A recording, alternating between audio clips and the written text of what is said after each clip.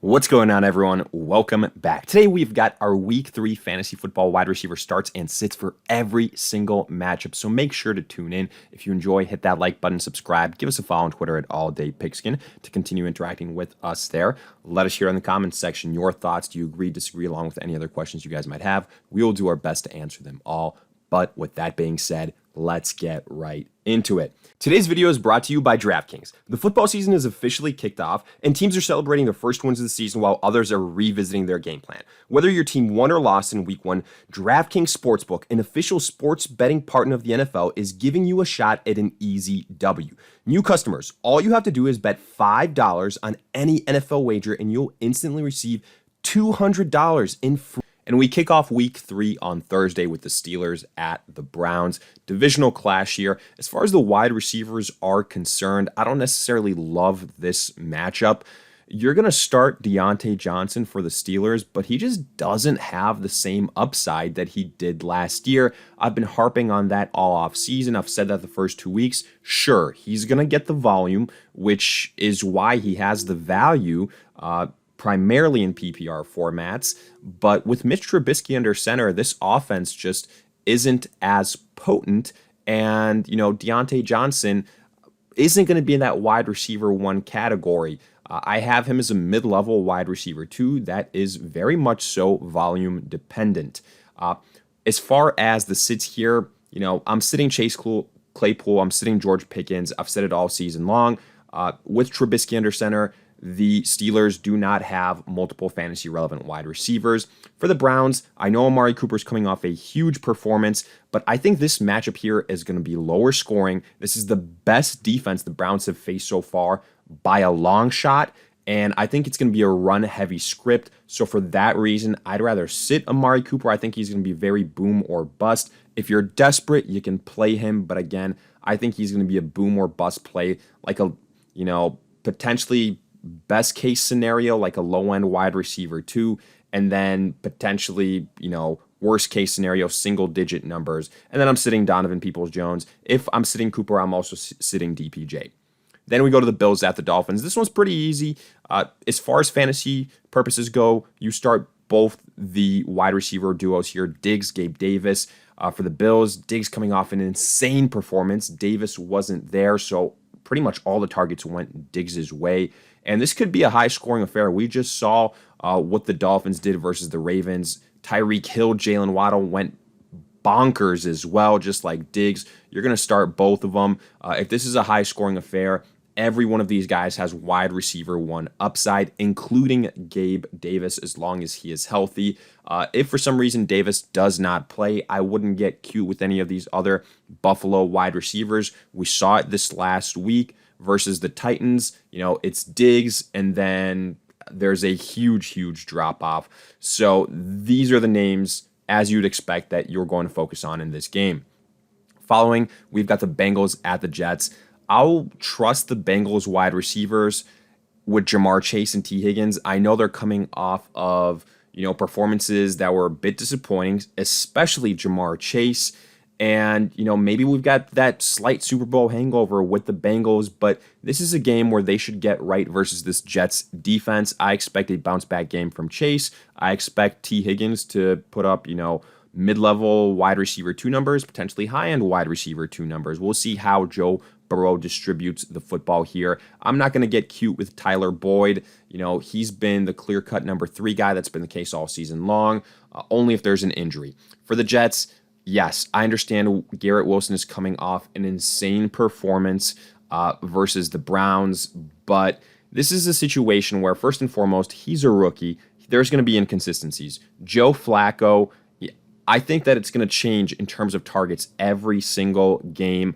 And, even though right now it looks like Wilson is the top target, more is going to get involved. Corey Davis is still there. The running backs are there that get a lot of pass catching play due to Joe Flacco distributing the football.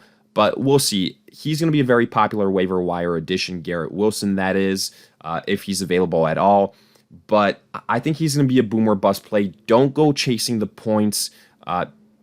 If you're desperate, I guess you could take a shot on him, but I do think he could be very well boom or bust. I just don't think he's going to see as many targets every single game. Then Raiders at the Titans. I'm only really confident in Davante Adams here. Yes, he only had 2 catches last week. What was that about? At least he had a touchdown. But, that's going to get fixed very quickly. Davante Adams is still an elite wide receiver. And the Titans, they haven't looked all that great this season. So I think that Derek Carr can have success with Adams here. And I know Renfrow was the leading wide receiver for the Raiders this last week. And that was nice to see. But in the pecking order, it's still Davante Adams, then Renfrow, or maybe even Darren Waller. He's also coming off, a game-costing fumble. Not that that's going to put him in the doghouse, but I think it's going to get back to Adams. I think we're going to see Josh Jacobs, Darren Waller. I'm not going to get too cute with Hunter Renfrow here. I think he's going to be probably, on the season average 4 to 5 catches a game. He's going to be very touchdown dependent. This Raiders offense has been a little bit slower to get out of the gate than what I would have liked. So I'm going to sit Renfrow here. And then for the Titans, this has been a mess, kind of like we feared for them offensively. We said it. Ryan Tannehill is not a guy that we trust. There was going to be another fall off this season compared to last. You've been seeing it. No A.J. Brown. This wide receiver room is one of the worst in the NFL. Don't go, just trying to buy Treylon Burks because he was, a touted rookie. That's not how it works. You're sitting everyone here for the Titans. Then Saints at the Panthers. Michael Thomas is a start. Now, the problem is, he's kind of one of these boom or bust wide receiver 2s as well, because the Saints, very inconsistent, and Jameis Winston, very up and down. But the Panthers don't scare me all that much. I think Michael Thomas, this is a very familiar divisional opponent here. He can have success versus them, but he is still in the wide receiver 2 category for me. And maybe a surprise, but I have Robbie Anderson as a start over DJ Moore. That's because I think that the Saints defensively in that secondary are going to focus more so, put their better corners on DJ Moore and kind of shut him down. And then that's going to open things up more so for Robbie Anderson. Honestly, though, I don't really love the Panthers wide receivers in general with Baker Mayfield. Just does not spread out the football enough. The passing upside isn't there like you would like to see, at least with Sam Darnold. He wasn't afraid to air out the football.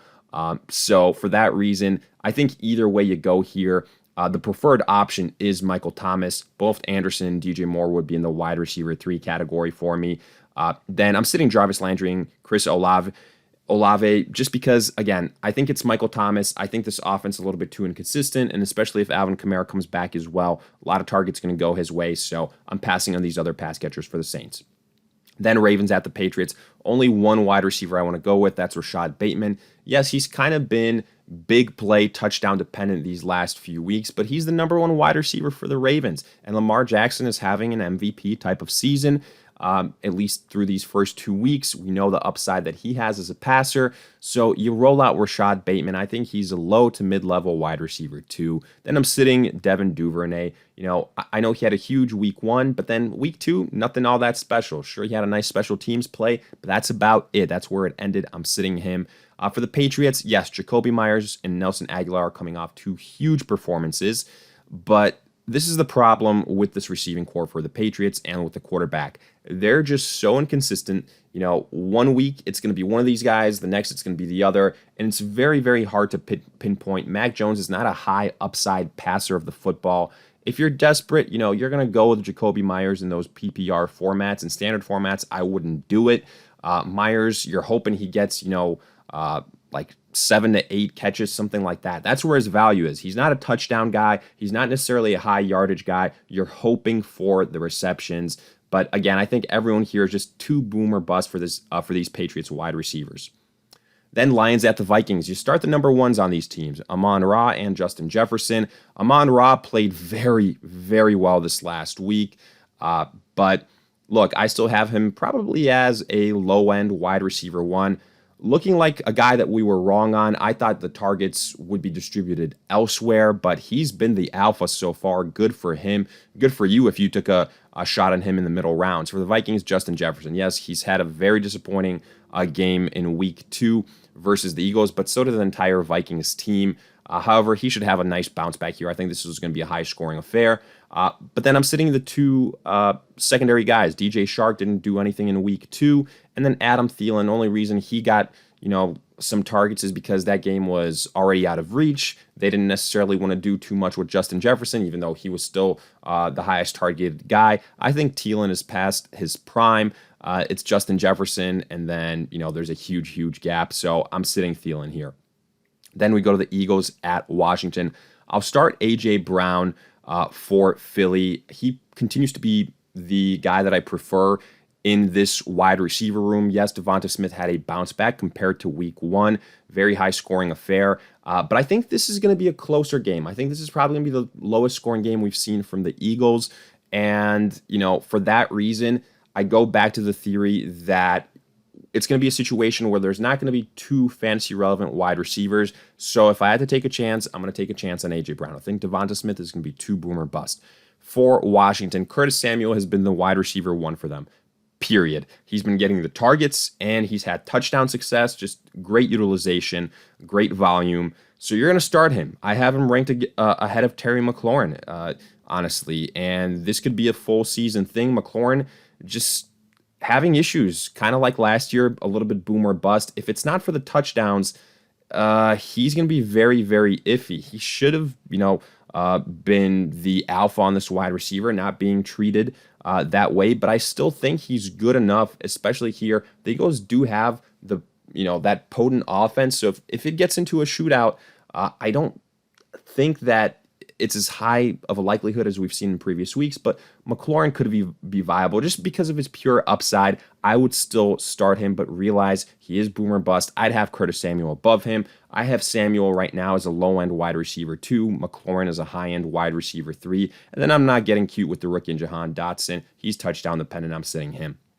Going to the Chiefs at the Colts, I'm starting the 2 top wide receivers here, Juju Smith-Schuster and Michael Pittman. Pittman missed last week. If he returns, he's the guy you want to go with, and by far the better choice. I think Juju Smith-Schuster, the utilization last week was very, very puzzling. I still think he's by far the best wide receiver the Chiefs have, but if they don't, target him at least 6, 7, 8 times this week and utilize him like their wide receiver 1, he's going to be a guy that you start to see in the sit column. The Colts have not been good this season, so the Chiefs should be able to have success offensively versus them. I want to see Smith-Schuster more involved, but he is in that low-end wide receiver 2 category, potentially even as a high-end wide receiver 3.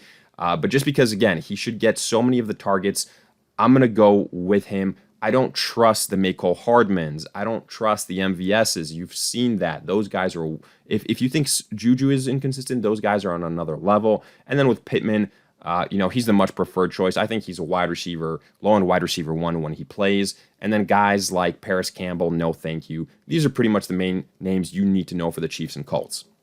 Then Texans at the Bears, similar situation. You're going to start Brendan Cooks. He is the alpha on this wide receiver core. And then you're going to start Darnell Mooney. I know Mooney has been very, very disappointing so far this season. So have the Bears, so has Justin Fields. But this is finally the matchup where versus this poor defense in the Texans, I think that Mooney can have a much better performance. I think Justin Fields will look better. I have Mooney as a mid-level wide receiver 2 on the week and Cooks as a high-end wide receiver 2. Then we go to the Jags at the Chargers. Christian Kirk has been an awesome addition to the Jaguars offense so far. Look, it looked like they just overpaid for him, but he has delivered so far, and he's delivered for your fantasy teams. He's a high-end wide receiver 2, and you continue to ride him. For the Chargers, if Keenan Allen comes back, you play him, and then Mike Williams as well. I think both guys would be mid to high-end wide receiver 2s, and then if Keenan Allen doesn't play, you could take a chance on Josh Palmer, but I personally wouldn't do it, especially because of the injury to Justin Herbert. I have no idea how he could potentially play through a serious rib injury like that, but reports are, he could, so we'll see. But I think it does limit the upside for this offense, and I wouldn't get too cute here outside of the top 2 wide receivers in Allen and Mike Williams. Then Rams at the Cardinals. I'll start the 2 guys for the Rams and Cooper Kupp and Allen Robinson. Kupp is a wide receiver 1, but Allen Robinson, yes, he had a bounce back performance this last week.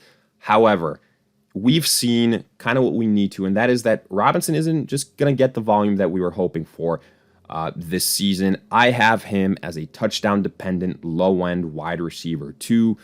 If he doesn't get the touchdown, he's going to be in the wide receiver 3 category. But because of this matchup versus the Cardinals, very poor defensively, I would still start Robinson. And then for the Cardinals, I'm starting Marquise Brown. I think Marquise Brown is still the top guy for the Cardinals.